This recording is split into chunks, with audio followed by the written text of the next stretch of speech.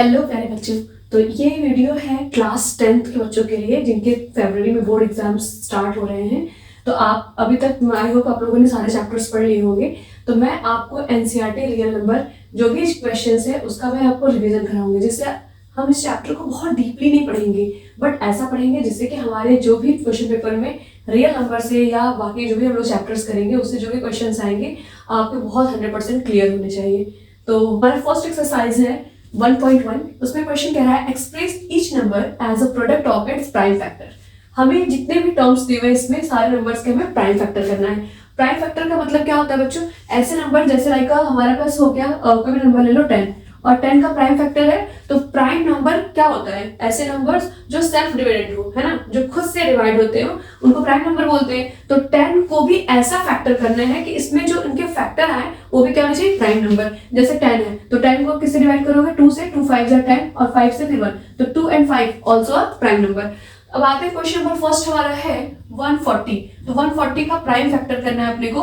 तो क्या करेंगे? 140, 2 7 जा 14, 0 2 2 3 जा 6, 2 5 जा 10, 5 35 आ रहा है तो 5 से 5 7 जा 35, फिर 7 1। तो प्राइम फैक्टर क्या आ गया 140 का?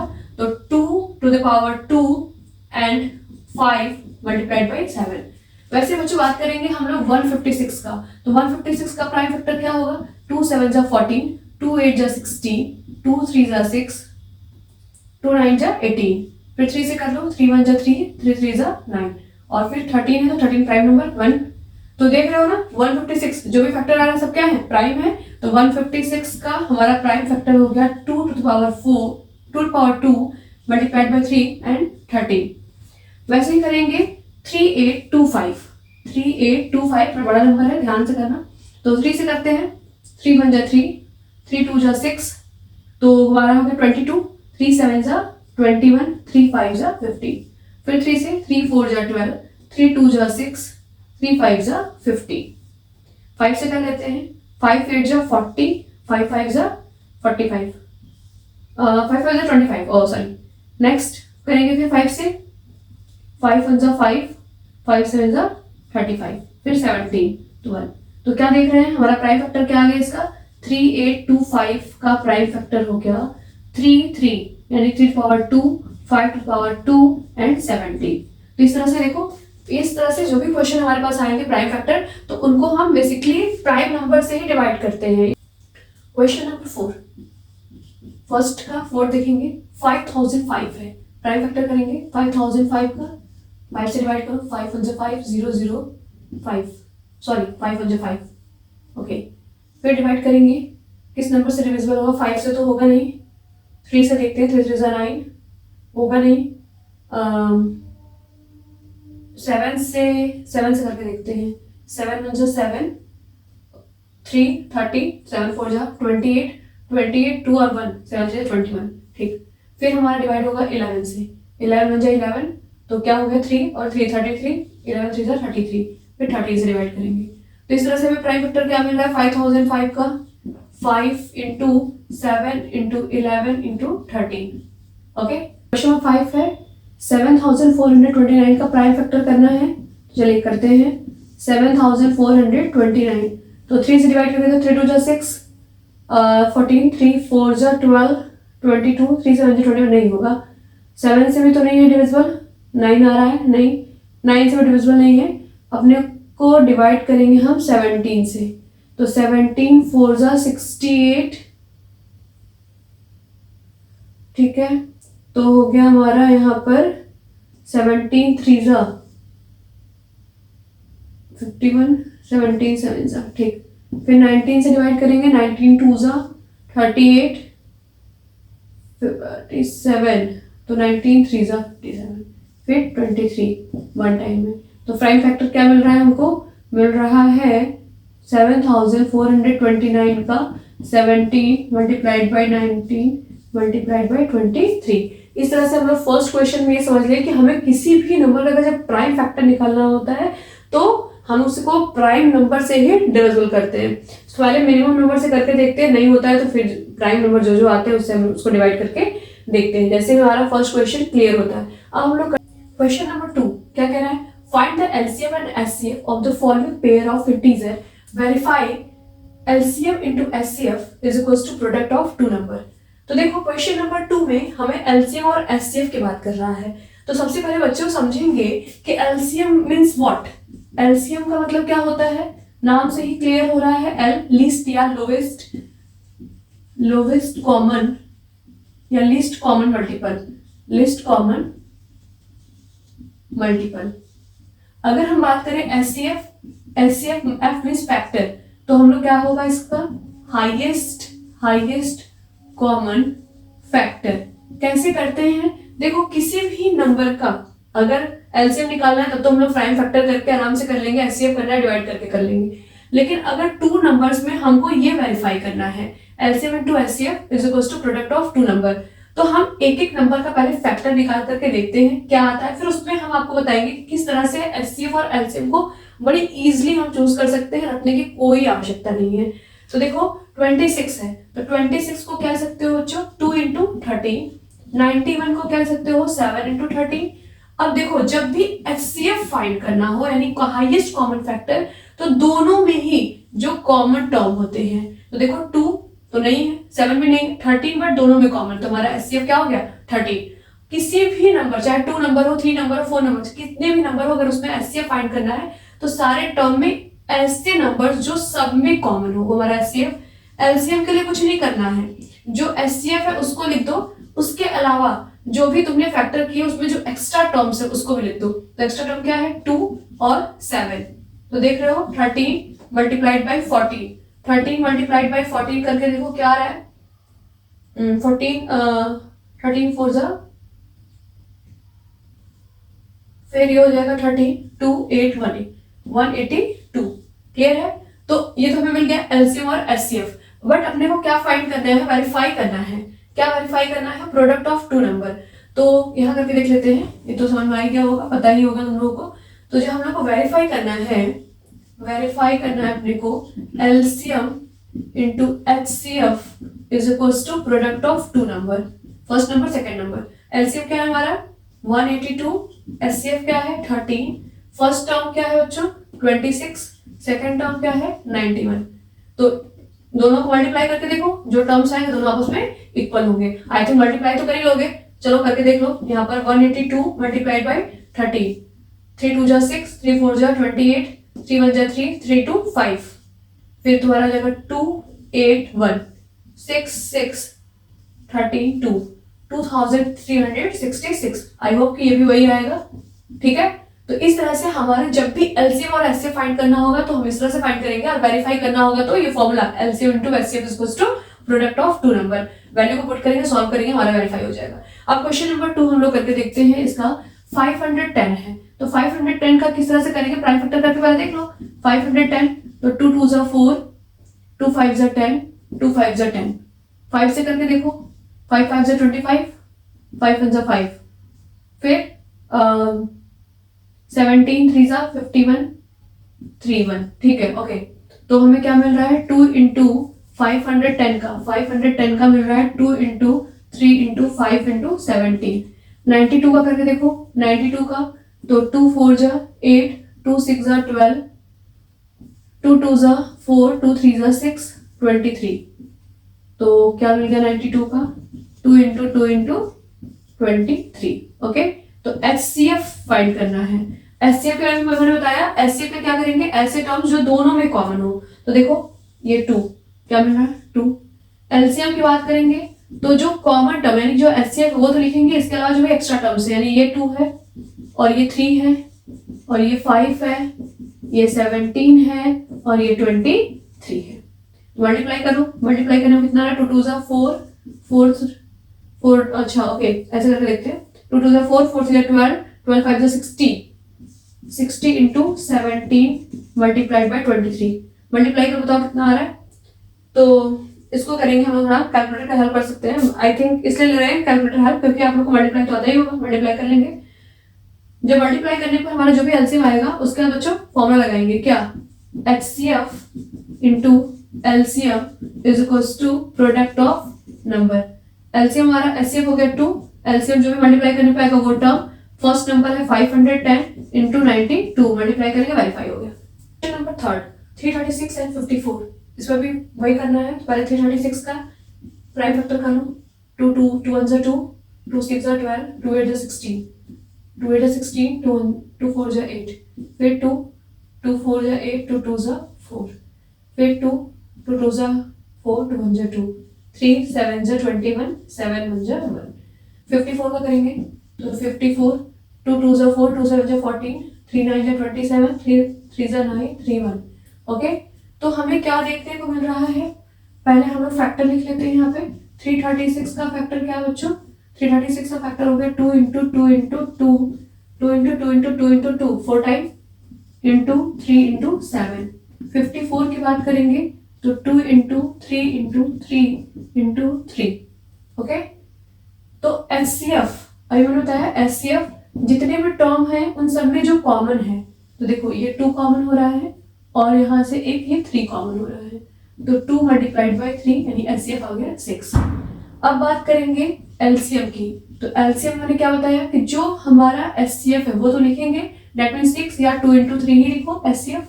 उसके बाद क्या टर्म बचे, 1 2 3, 3 टाइम्स 2 1 2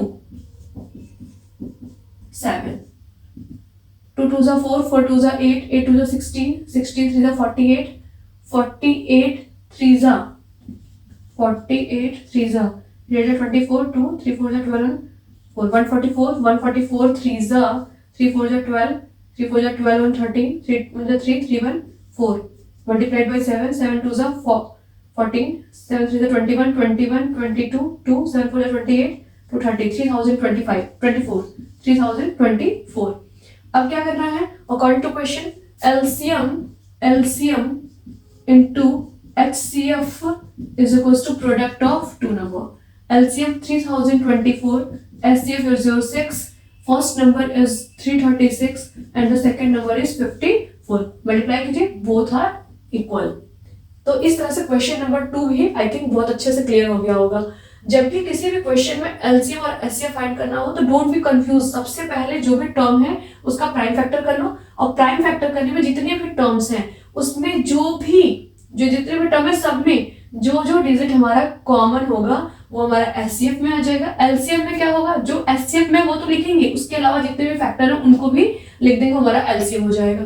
फिर उसके बाद according to formula LCM into HCF is equals to product of number. Clear है? अब करेंगे next question, question number 3, find the LCM and HCF of the following integer by applying the prime factorization method।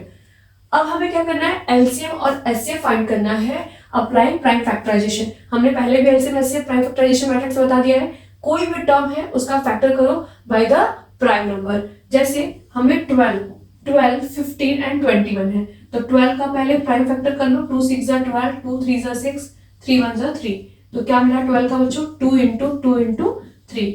15 का करते हैं तो 3 5 15, 5 1 5, 21 का 3 7 21, 7 1 7, तो क्या मिल रहा है हमें, 15 का हो गया 3 इंटू 5। ओके, 21 को लिख सकते हैं 3 into 7।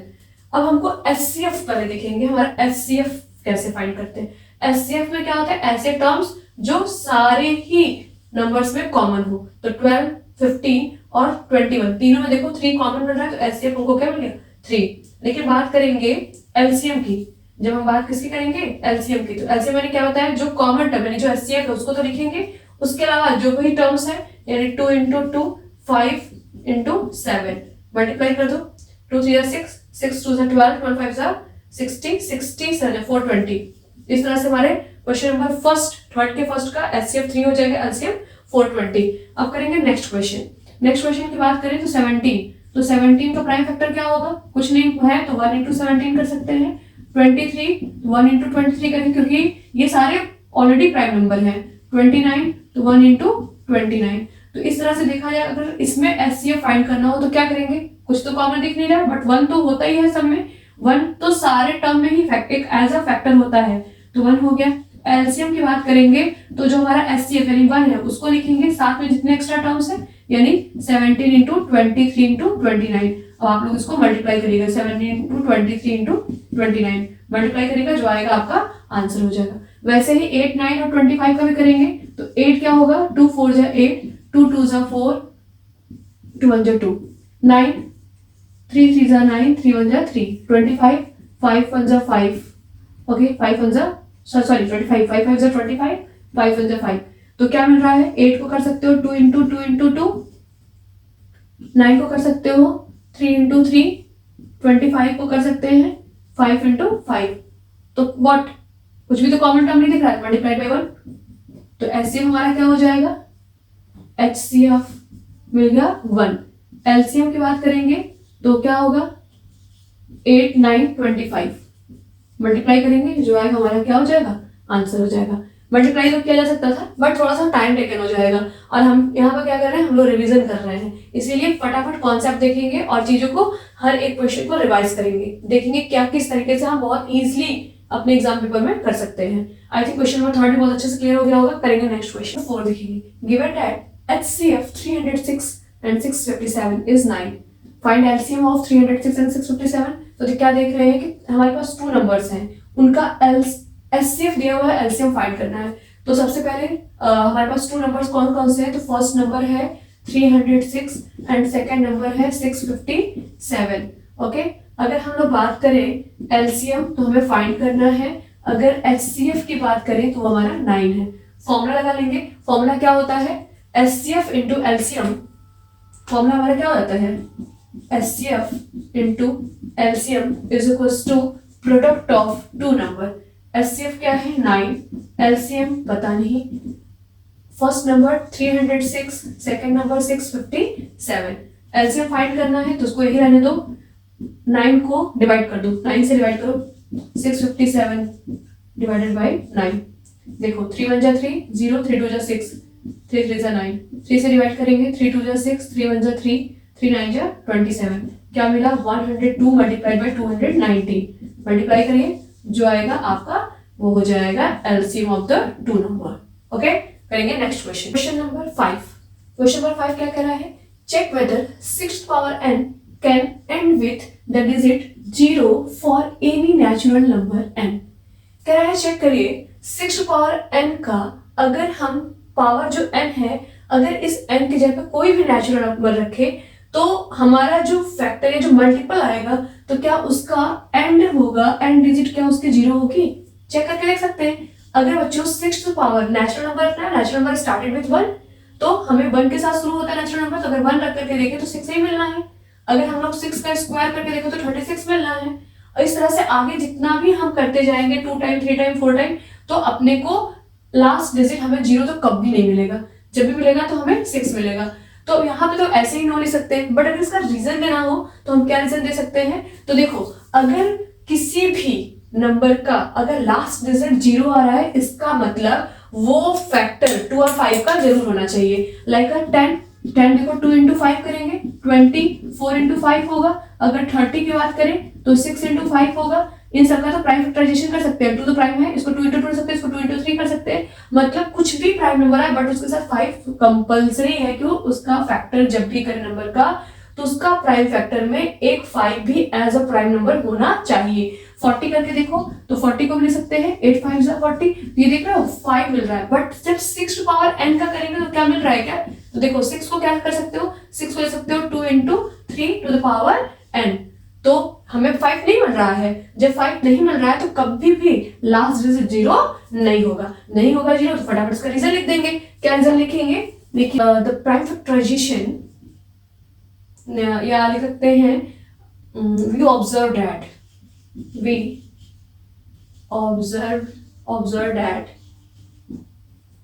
5 as not a prime factorization of 6th power n, so 6th power n cannot end with the digit 0, okay, for any natural number, for any natural number n, okay, समझ में आ गया अच्छे से? तो देखो इस क्वेश्चन में confuse नहीं होना है कि कैसे कैसे हुआ, बस क्वेश्चन कहा क्या है कि अगर 6 पावर n का हम प्राइम फैक्टर करें या 6 पावर n का पावर जो भी हमारे है वैल्यू उसकी जब कोई भी नेचुरल नंबर रखें तो क्या उस नेचुरल नंबर को रखने के बाद हमारा जब उसका मल्टीपल आएगा तो उसके एंड में एंड डिजिट उसकी क्या 0 होगी? तो नहीं होगी ना। हम लोगों ने भी करके देखा कि 6 पावर 1 रखा तो भी नहीं आया, 2 रखा नहीं आया, 3 4 5 6 आप चाहो तो अगर फ्री हो तो बैठ करके चेक करो, कभी भी उसकी लास्ट डिजिट 0 नहीं आएगी। तो बात आती है कि अगर हमें डायरेक्ट समझना हो कि वो होगा कि नहीं होगा तो हमें क्या करना होगा, हमारे पास जो भी टर्म है उसका हम प्राइम फैक्टर करेंगे। अगर उसके प्राइम फैक्टर में 5 नंबर आ रहा है, जैसे हमने बताया ना 10 हो गया 20 हो गया, तो अगर उसका हम प्राइम फैक्टर करें तो 5 एज अ डिजिट हमें मिल रहा है उस फैक्टराइजेशन में, तो इसका मतलब ये हुआ कि उस नंबर के एंड में 0 आएगा। क्लियर है? अदरवाइज 5 नहीं मिल रहा है तो एंड डिजिट 0 कभी पॉसिबल नहीं है। क्वेश्चन नंबर 6 क्या कह रहा है? Explain why 7 multiplied by 11 multiplied by 13 plus 13 and 7 into 6 into 5 into 4 into 3 into 2 into 1 plus 5 are composite number. बोला ये क्यों कंपोजिट नंबर है? तो अगर हम लोग बात करें कंपोजिट नंबर, देखो कंपोजिट नंबर का मतलब होता क्या है? कंपोजिट नंबर का मतलब ये होता है कि जिसमें मोर देन 2 फैक्टर हो, मोर देन 2 फैक्टर। लाइक अगर हम लोग ले सकते हैं कोई भी नंबर ले लो 6, तो 6 क्या है? कंपोजिट नंबर है कि नहीं? तो देखो 6 में एक तो 1 होगा ही होगा, एक फैक्टर, एक 6 खुद होगा और एक 2 होगा, एक 3 होगा। क्लियर हुआ कि नहीं हुआ? तो मोर देन अगर हमें 2 फैक्टर मिल रहे हैं तो वो हमारे कंपोजिट नंबर होते हैं। तो ध्यान दो जरा सा, हम लोग फर्स्ट क्वेश्चन लेते हैं 7 into 11 into 13 प्लस 13। तो इसमें देखो ये हमें कंपोजिट नंबर इसको प्रूव करना है, शो करना है, तो कैसे दिखाएंगे? तो देखो 13 हमें दोनों ही टर्म है, फर्स्ट टर्म ये पूरा है, सेकंड टर्म 13 सिंगल टर्म है, तो हमें दिख रहा है 13 कॉमन हो रहा है। हम क्या करेंगे? 13 कॉमन ले लेंगे। अब क्या मिला? 7 मल्टीप्लाइड बाई 11। अभी 13 कॉमन हुआ तो प्लेस ऑफ 13 1 प्लस 1 क्या मिल गया बच्चों? 13 इंटू 7 इंटू 11 77 प्लस 1 78। ओके ठीक था, इंटू, तो 13 इंटू 78। तो हम देख रहे हैं कि हमें 13, एक तो फैक्टर 13 मिल रहा है, एक 78 हो रहा है। अगर हम इसको सॉल्व करें 78 का भी अगर फैक्टर करेंगे तो 78 का भी फैक्टर मिल जाएगा, है ना? 2 9 जा, फिर 3 13, तो क्या मिल रहा है? देख रहे हो 3 भी मिल रहा है, 13 भी मिल रहा है, 2 भी मिल रहा है। तो इस तरह से हम देख रहे हैं कि हमारे पास फर्स्ट वाले 7 into 11 into 13 प्लस 13 में जो फैक्टर हो रहा है इसका वो मोर देन 2 मिल रहा है, क्योंकि 13 78 मिल रहा था, लेकिन 78 का करेंगे तो उसमें ऑलरेडी बहुत सारे फैक्टर्स आएंगे। तो इस तरह से हम देख रहे हैं मोर देन 2 फैक्टर मिल रहा है, therefore it is a composite number। क्यों? क्योंकि मोर देन 2 फैक्टर मिल गया। अब इसका दूसरा पार्ट देखेंगे 7 into 6 into 5 into 4 into 3 into 2 into 1 plus 5। देखो 5 कॉमन हो रहा है, 5 कॉमन ले लेंगे तो क्या हुआ? 7 into 6 into 1 4 3 2 1 plus 5 मल्टीप्लाई करो तो देखो क्या मिल रहा है? आप देखो 2 3 6 6 4 जा 24 24 6 जा 24 6 144 144 into 7 144 into 7 7 4 जा 28 28 to 0 30 7 just 1008 1008 प्लस 1, सॉरी ये 5 कॉमन है तो उसके प्लस 1 हो जाएगा 1, तो 5 into 1009। तो देखो एक 5 होगा फैक्टर, एक 1009 खुद भी होगा, लेकिन 1009 का करेंगे प्राइम फैक्टर तो उसका भी कोई ना कोई फैक्टर मिलेगा। तो हम लोग कह सकते हैं therefore it's also a composite number। क्यों? क्योंकि मोर देन 2 फैक्टर मिल रहे हैं, कंपोजिट नंबर। क्लियर है? क्वेश्चन नंबर 6 अच्छे से क्लियर हुआ। इसमें 2 टर्म्स दिए थे, अपने को शो करना था कि ये कंपोजिट नंबर है कि नहीं है। तो हमें पता था कि कंपोजिट नंबर क्या होता है, जो नंबर ऐसा हो जिसका हम फैक्टर करें तो हमें फैक्टर मोर देन 2 मिले, मतलब जो भी नंबर है एक तो 1 होगा, एक वो नंबर खुद होगा, अगर उसके अलावा भी कोई एक फैक्टर मिल जाए जिससे कि मोर देन 2 फैक्टर हो जाए तो हम उसको क्या कहेंगे? Composite number. तो हम लोगों ने इसे सॉल्व किया, देखा कि 13 और 78 ये 2 नंबर्स होते हैं, लेकिन 78 का करा प्राइम फैक्टर तो हमें मोर देन 2 फैक्टर्स मिले, इसलिए हमने कह दिया इसको कंपोजिट नंबर। उस तरह से इसमें भी देखा 5 और 1009 तो है ही, बट 1009 का भी करेंगे तो कुछ ना कुछ नंबर फैक्टर आएंगे जिसको हम क्या कह सकते हैं कि मोर देन 2 फैक्टर है, so it's also a composite number. करेंगे नेक्स्ट क्वेश्चन। लास्ट क्वेश्चन देखेंगे। लास्ट क्वेश्चन क्या कह रहा है, there is a circular path around a sports field. Sonia takes 18 minutes to drive one round to the field. Okay. While Ravi takes 12 minutes for the same. Suppose they both start at the same point at the same time and go in the same direction. Okay. देखो कह रहा है क्या कि एक कोई game होता है, गेम फील्ड है, स्पोर्ट्स फील्ड है, वहां पर 2 बच्चे हैं, एक सोनिया है एक रवि है। सोनिया वन राउंड कंप्लीट करने में, सोनिया पूरा 1 राउंड कंप्लीट करने में 18 मिनट लेती है। ओके ठीक है, सोनिया ने 18 मिनट लिया, लेकिन उसी राउंड को रवि ने 12 मिनट में कंप्लीट कर लिया। ओके, अब ये कह रहे हैं कि ये दोनों जब स्टार्ट किए थे जाना दौड़ना, जो भी सोनिया और रवि जब दोनों जाना स्टार्ट किए थे तो एक ही पॉइंट से इन लोग एक ही टाइम पर एक ही डायरेक्शन में दौड़ना उन्होंने शुरू किया। लेकिन भाई सोनिया ने 18 मिनट्स लिए। सोनिया ने कितने लिए? 18 मिनट्स, और रवि ने उसको 12 मिनट्स में ही कंप्लीट कर लिए। अब पूछ रहा है after how minutes will they meet again, यानी कि अब वो तो दौड़ रहे भाई, जाहिर सी बात है। ये देखो सोनिया और रवि चलना स्टार्ट किए तो रवि पहले पहुंच गया और सोनिया कहीं इधर कहीं अटकी होगी, उसे दौड़ने में भी पूरा कंप्लीट करने में उसको समय लगेगा, तब तक रवि भी फिर से आएगा, फिर सोनिया जाएगी, तो मतलब कितने मिनट बाद वो फिर से मिलेंगे। तो जाहिर सी बात है कि देखो 18 मिनट्स और 12 मिनट्स, तो 18 मिनट्स में तो रवि कभी आएगा नहीं, कोई मतलब ही नहीं है, क्योंकि वो तो उसका सेकंड राउंड होने लगेगा और इसका भी फर्स्ट राउंड ही कंप्लीट हो रहा है, कंप्लीट भी नहीं हुआ, नहीं कंप्लीट हो रहा है। ओके, और रवि 12 मिनट में अपना 1 राउंड कंप्लीट कर रहा है, तो वो फिर से वापस आएगा, तो फिर ये कहीं और जाएगी। तो इसका मतलब क्या हो रहा है कि हमें इन दोनों का एलसीएम फाइंड करना होगा। एलसीएम तो होगा नहीं क्योंकि हाईएस्ट कॉमन फैक्टर निकल जाएगा, तो लिस्ट नंबर तो आएगा नहीं, तो हमें क्या करना होगा, LCM of 18 minute and 12 minute. 18 और 12 मिनट का एलसीएम लेंगे, तो 18 का फैक्टर करके देखो, 18 को क्या कर सकते हैं 2 into 3 into 3, 2 3 6 6 3 18। ओके, 12 का 2 2 4 4 3 12।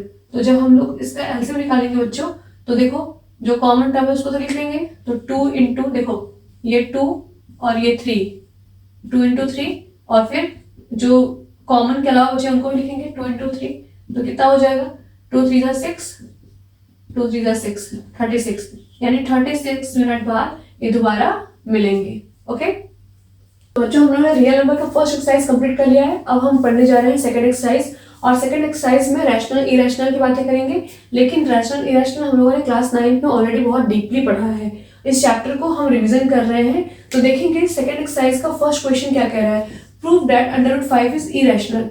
इरेशनल प्रूफ करने के लिए पहले हमें इसको सपोज करना होगा ये क्या है, रैशनल है। तो let √5 be a rational number, be a rational number. और पता ही है रैशनल नंबर है तो रैशनल नंबर डिफाइंड होता है p/q के टर्म में, where q not equal to 0। तो क्या होगा बच्चों, √5 इज इक्वल्स टू p/q, यहाँ पे लिख देंगे where p and q are integer having no common factor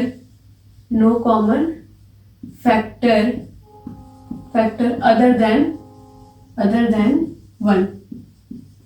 okay, अब इस जो भी हमारा टर्म है इक्वेशन 1 लेट कर सकते हो, स्क्वायरिंग ऑन बोथ साइड, दोनों साइड में स्क्वायर कर दो, p/q का भी स्क्वायर करेंगे तो क्या मिल जाएगा 5p²/q², क्रॉस मल्टीप्लाई करो तो 5q² p² मिल गया। तो देख रहे हैं क्या कि देखो ना ये पूरा का पूरा को प्राइम कहाँ दिख रहा है, दिख ही नहीं रहा है, क्यों, क्योंकि p ऑलरेडी है q भी है, इनका एक फैक्टर 5 मिल रहा है। हम लिख सकते हैं 5 डिवाइड्स p², सो 5 डिवाइड्स p ऑल्सो, है ना। जब p² को डिवाइड कर रहा है भाई तो वो p को भी तो डिवाइड करेगा, अगर कोई नंबर 4 को डिवाइड कर रहा है तो वो 2 को भी तो डिवाइड करेगा। तो देखो अब हम यहाँ पर लेट करेंगे next integer q is equals to हम लेट कर सकते हैं 5r।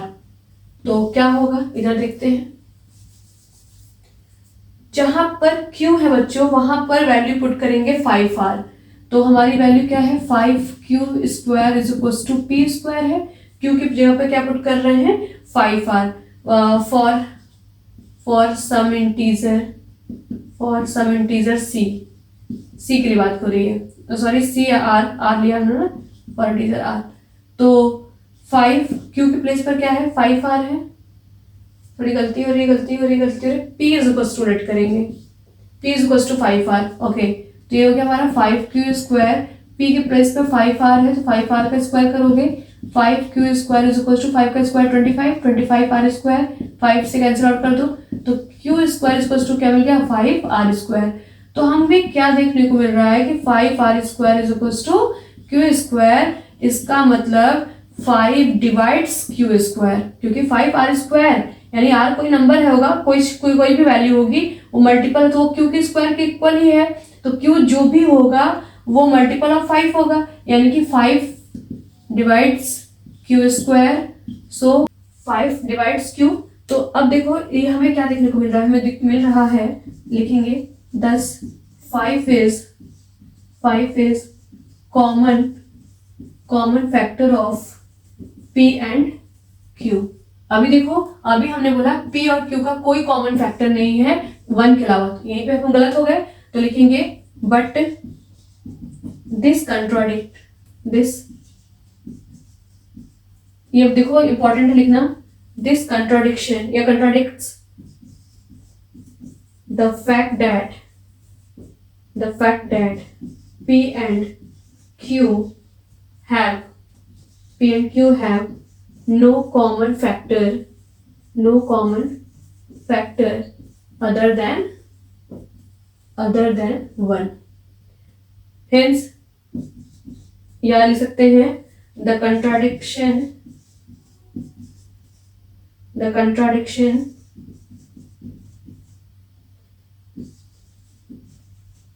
arises by assuming that under root 5 is rational। Hence proof हो गया under root 5 is rational. Clear? तो देखो बस ये स्टेटमेंट थोड़ा ध्यान दो, अदरवाइज नंबर कुछ भी हो, under root 3, under root 2, under root 5, under root 7 कुछ भी हो, बस करना क्या है, इरेशनल प्रूफ करना है तो रैशनल लेट करो, फिर लिख दो कि हम लोगों ने जिसको लेट किया, जो इंटीजर लेट किया है वो हमारा को coprime, coprime that means no common factor other than 1 के अलावा कोई इसका फैक्टर नहीं होगा, ठीक है। फिर उसके बाद squaring on both side multiply करेंगे, फिर वहीं पर देखो एक बार इसको और किसी अदर इंटीजर के साथ रिप्रेजेंट करेंगे, तो हमारा जो p था हम लोगों ने वहां पे 5r लेट किया, स्क्वायर किया, पुट किया वैल्यू, तो देख रहे हैं कि हमें 5 क्या मिल रहा है, एज अ कॉमन फैक्टर मिल रहा है किसका, p एंड q का, तो लिख दिया 10 5 is a common factor of p and q, but this contradiction the fact that p and q have no common factor other than 1। अभी बोला था कि इसका p और q का कोई कॉमन फैक्टर नहीं है 1 के अलावा, लेकिन हमें दिख रहा है ना भाई, हमें दिख रहा है कि 5 एक कॉमन फैक्टर मिल रहा है, इसका मतलब हमारा जो अज्यूमशन था वही गलत था, the contradiction arises assuming that under root 5 is rational, okay, hence under root 5 is rational number. Clear है? करेंगे next question 2, prove that 3 plus 2 under root 5 is irrational। Same जैसे क्वेश्चन नंबर फर्स्ट किया हम लोगों ने, तो let 3 plus 2 under root 5 be a rational,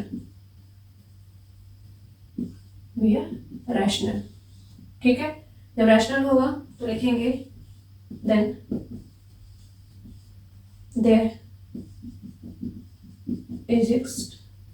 exist co-prime p and q not equal to 0 such that क्या हो जाएगा 3 plus 2 under root 5 p by q, 2 under root 5 number को साइड भेज देंगे, p by q minus 3 under root 5 is equal to 2 under root 5 is equal to, अब देखो LCM ले लेंगे तो LCM q p minus 3q, तो under root 5 is equal to, देखो 2 से मल्टीप्लाई हो जाएगा, डिवाइड हो जाएगा, तो p minus 3q by 2q हो गया।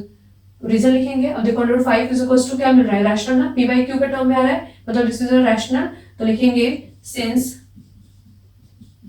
P and Q are integer, so P minus 3Q by 2Q is rational.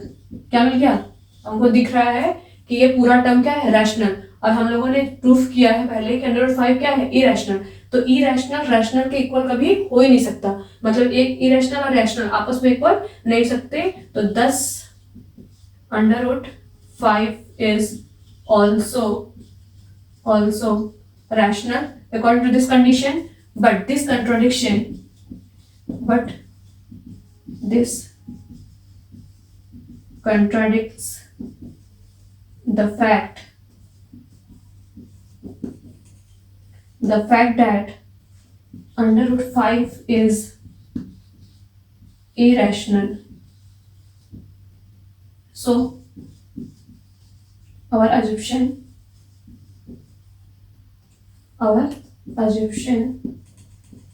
is wrong. Hence 3 plus 2 under root 5 is irrational. Clear है? सबसे पहले हमारा क्वेश्चन इरेशनल था, हमने उसे रैशनल सपोज करके p बाई क्यू के टर्म में लिखा, तो जितने भी नंबर विदाउट रूट वाले थे सबको एक साइड ले गए और रूट 5 इज इक्वल टू ये आ गया।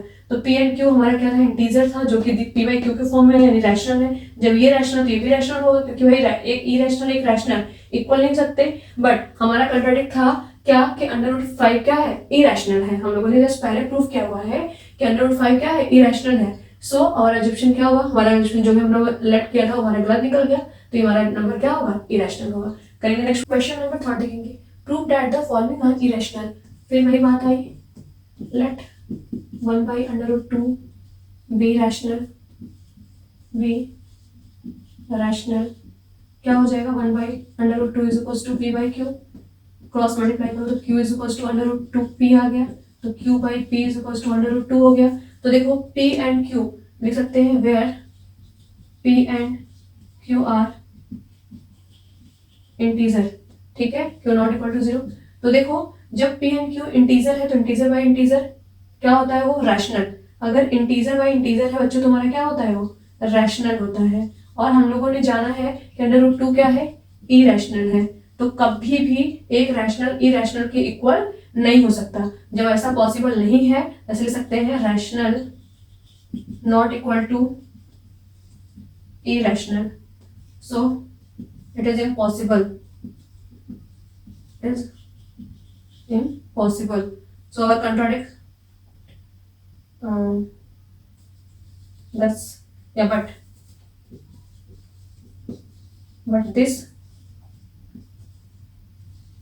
contradict the fact that under root 2 is irrational. So our assumption is wrong, hence 1 by under root 2 is irrational. ठीक है, सेम इसमें भी वैसे लिखेंगे, इसमें भी लेट करेंगे, लेट 7 रूट 5 बी रैशनल, तो क्या होगा? 7 root 5 is equals to p by q, root 5 is equals to 7q हो जाएगा, क्योंकि मल्टीप्लाई में बदल जाएगा, डिवाइड हो जाएगा, integer by integer rational, under root 5 irrational, p by q is rational, क्योंकि इंटीजर बाय इंटीजर हमेशा रैशनल होता है। ये हमारा हो गया इरेशनल और ये हो गया रैशनल। पॉसिबल है क्या? पॉसिबल नहीं है, तो रीजन लिख देंगे where the p and q are the integer, possible नहीं है, but this contradiction is fact that under root 5 is irrational, so this is also a irrational। लिख लो, लिखेंगे it is not possible, it is not possible, so this contradiction contradicts the fact that under root 5 is irrational, hence 7 root 5 is a irrational। Question number 3rd, last, 6 plus root 2 be also be a rational, so let कर सकते हैं यहाँ पे तो 6 plus root 2 is equals to p upon q, under root 2 is equals to p by q minus 6, under root 2 is equals to p minus 6 q by 6। तो देख रहे हो integer by sorry q not 6, integer by integer यानी rational, so irrational under root 2 क्या है irrational not equal to rational. It is not possible या it is impossible, it is impossible, कभी संभव नहीं है इस तरह से। So this contradicts the fact that under root 2 is irrational, hence 6 plus under root 2 is irrational। Clear बच्चों? तो इस तरह से हमारे इरेशनल और रैशनल जो भी प्रूफ्स थे वो कंप्लीट हो गए। आई होप कि ये चैप्टर अगर बहुत आराम से बैठ करके बस थोड़ा सा समय दे दो और पूरा का पूरा रिवीजन कर डालो तो कोई भी डाउट्स नहीं रहेंगे। अगर PYQs भी होता है तो मैं उसको सॉल्व करा दूंगी, ताकि आपके एग्जाम में रियल नंबर्स तो एक भी क्वेश्चन नहीं छूटना चाहिए। अभी भी बहुत टाइम है, अगर अभी भी से रिवीजन करना स्टार्ट करेंगे तो हर एक चैप्टर के रिवीजन के लिए प्रॉपर टाइम है। तो अगर अभी तक चैनल को लाइक शेयर एंड सब्सक्राइब नहीं किया है तो ज्यादा से ज्यादा इसको लाइक करें, शेयर एंड सब्सक्राइब करें, जिससे कि आगे के चैप्टर्स आपको बहुत आसानी से देखने को मिल जाए और आपके बोर्ड्स तक मैं आपके साथ रहूं। Thank you.